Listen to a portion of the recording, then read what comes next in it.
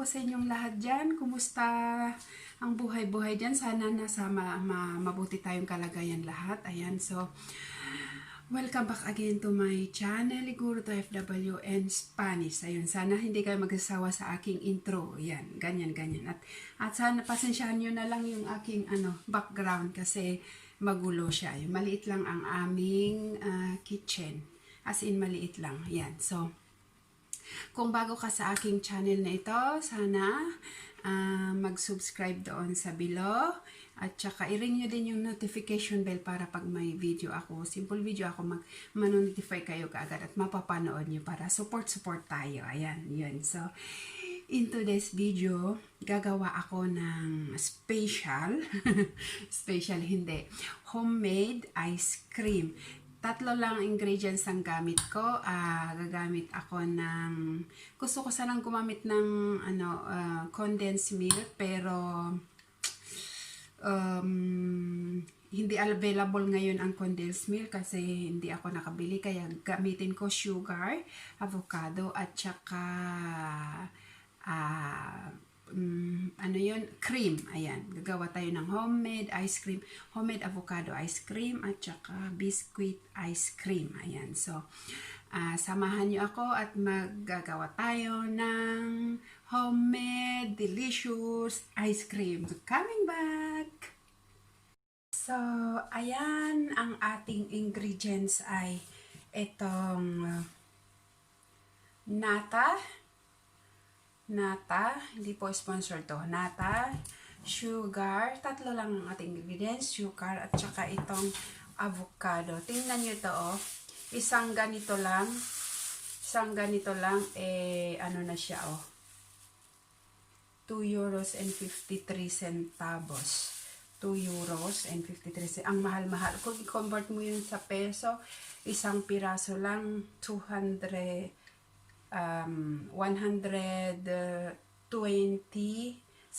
something like that, 130 pesos. Ayan. Isang piraso lang, hindi pa isang kilo, hindi pa kalahati. Ayan. So, ayan, mahal kasi tropical ang mga to. Ang mahal talaga yung mga tropical na mga fruits dito. So, ito ang ating at saka itong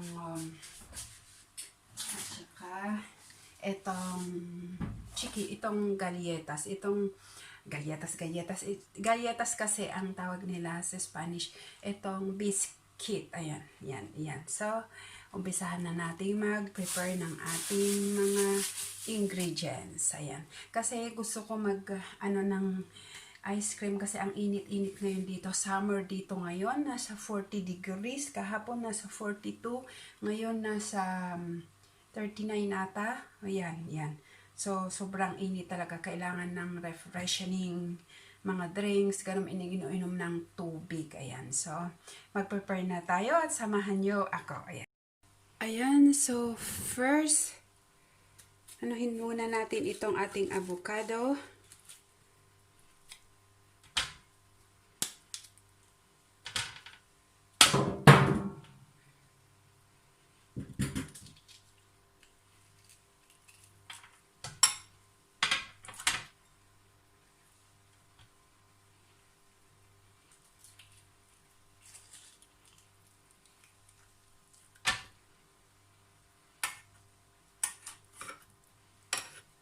We will cut it into chunks. Ayan.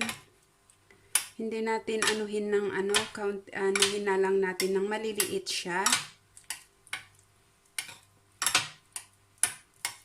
Ayan. Ayan siya. Na-chunk natin na siya. Isigarigat natin. At itong ating biscuit. Masarap itong biscuit. Ayan.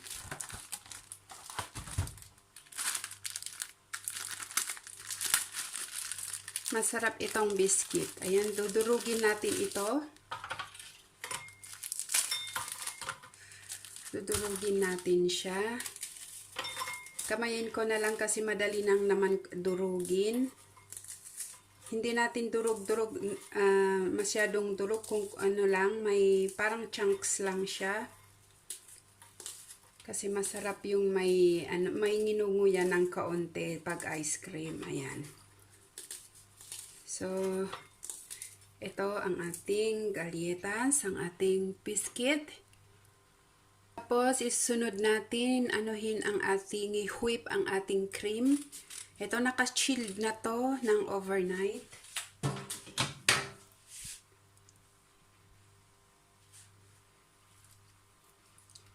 Ayan siya, oh.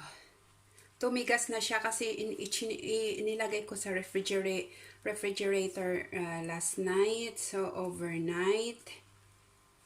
Para tamang-tama, malamig siya. Ayan.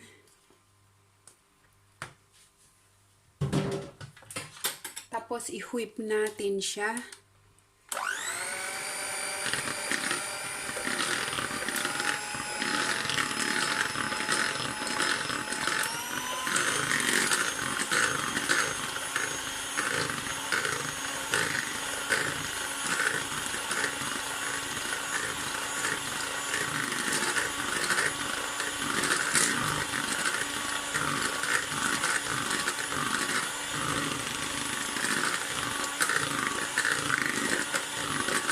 Okay.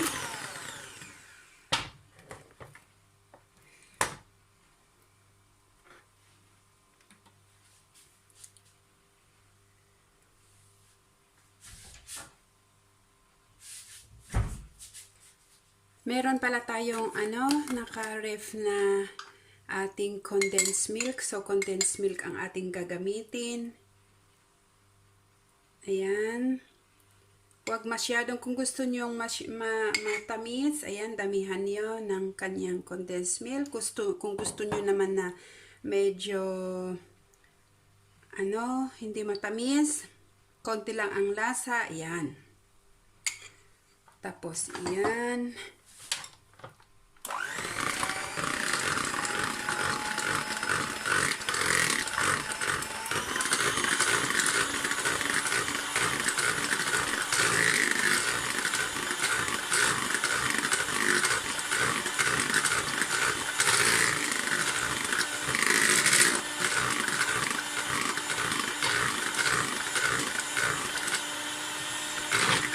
Okay.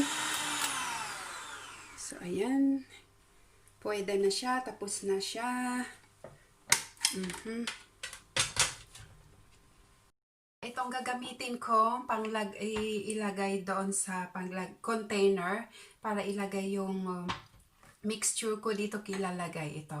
Ang mga bottle na ito para ay mga imbes na bibili na ako ng ng mga basong paglagyan, ito na hindi ko ito yung mga naubos namin ng mga gaucha, mga sauce.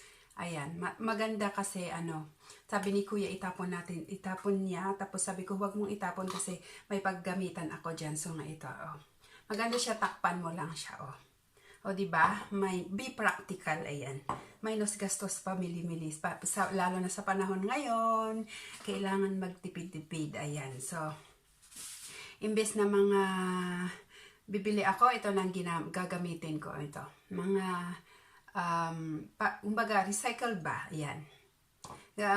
Mga sauce ang nakalagay dito. So, ayan, ang gagamitin ko. So, ayan na. Lagyan ko ng konting sugar itong avocado.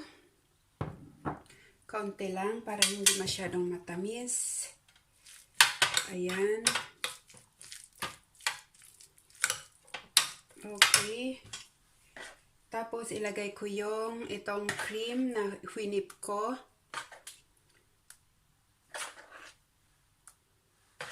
Ganyan siya. Tapos ngayon, ihalo natin siya. Ganyan lang siya, ang kadali.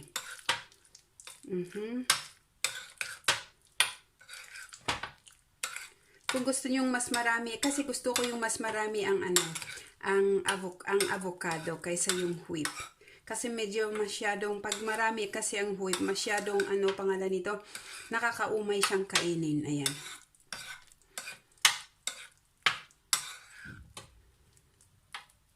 Okay, konti na lang, konti pa. Ayan.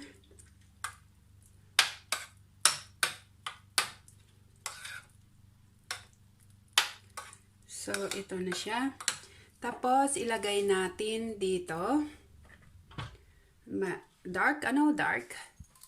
Ilagay natin sa ating paglalagyan.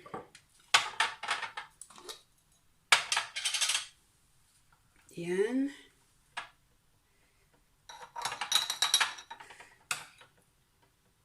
Tapos, ilagay natin sa refrigerator overnight.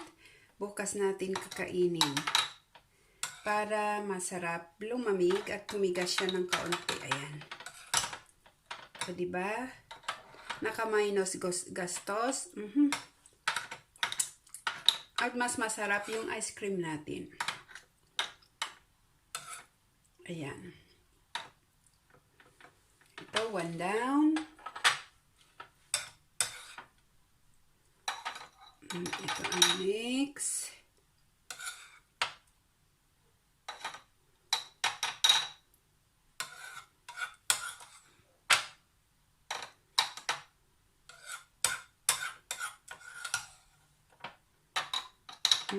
Konti lang yung isa pala. Hindi umabot. Okay lang siya. Ayan. Okay, yan.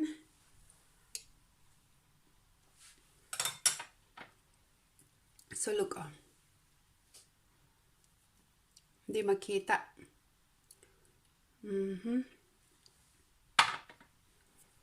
Ang next naman ay itong ating galletas, ang ating biscuit.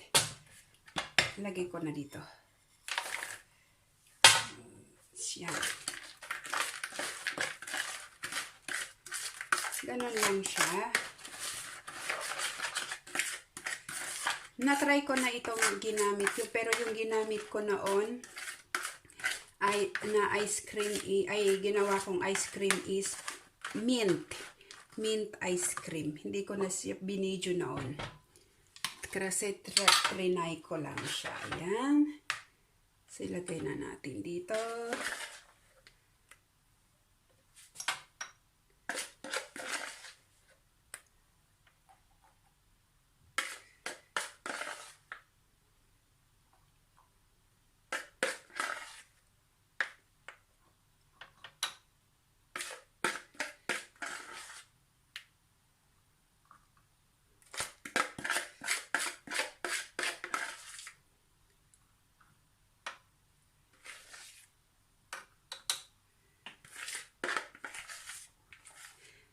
Alam nyo, maliliit na ang gamit ko, container, kasi pag dinifrost natin to, pag kinain natin, hindi na natin pwedeng ibalik ulit pag na-defrost na.